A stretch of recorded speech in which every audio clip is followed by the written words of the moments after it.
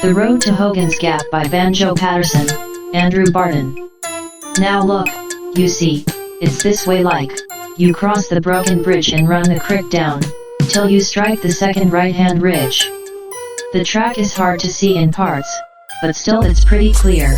There's been 2 engine hawkers' carts along that road this year. Well, run that right-hand ridge along, it ain't, to say, too steep. There's 2 fresh tracks might put you wrong where blokes went out with sheep. But keep the crick upon your right, and follow pretty straight along the spur, until you sight a wire and sapling gate. Well, that's where Hogan's old grey mare fell off and broke her back. You'll see her carcass laying there, just down below the track. And then you drop 2 mile, or 3, it's pretty steep and blind. You want to go and fall a tree and tie it on behind. And then you pass a broken cart below a granite bluff, and that is where you strike the part they reckon pretty tough. But by the time you've got that far it's either cure or kill, so turn your horses round the spur and face them up the hill. For look, if you should miss the slope and get below the track, you haven't got the slightest hope of ever getting back. And halfway up you'll see the height of Hogan's brindle bull. Well, mind and keep the right hand side. The left's too steep a pull. And both the banks is full of cracks, and just about as dark you'll see the last year's bullet tracks where Hogan drew the bark. The marks is old and pretty faint, overgrown with scrub and such. Of course the track to Hogan's ain't a road that's traveled much. But turn and run the tracks along for half a mile or more, and then, of course, you can't go wrong, you're right at Hogan's door.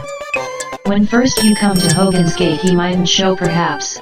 He's pretty sure to plant, and wait to see it ain't the traps. I wouldn't call it good enough to let your horses out, there's some that's pretty extra rough is living round about. It's likely, if your horses did get feedin' near the track, it's going to cost at least a quid or more to get them back. So, if you find they're off the place, it's up to you to go and flash a quid in Hogan's face, he'll know the blokes that know. But listen, if you're feelin' dry, just see there's no one near, and go and wink the other eye and ask for ginger beer. The blokes come in from near and far to sample Hogan's pop. They reckon once they breast the bar they stay there till they drop. On Sundays you can see them spread like flies around the tap. It's like that song The Livin' Dead up there at Hogan's Gap. They like to make it pretty strong whenever there's a chance, so when a stranger comes along they always hold a dance. There's recitations, songs, and fights, a willin' lot you'll meet.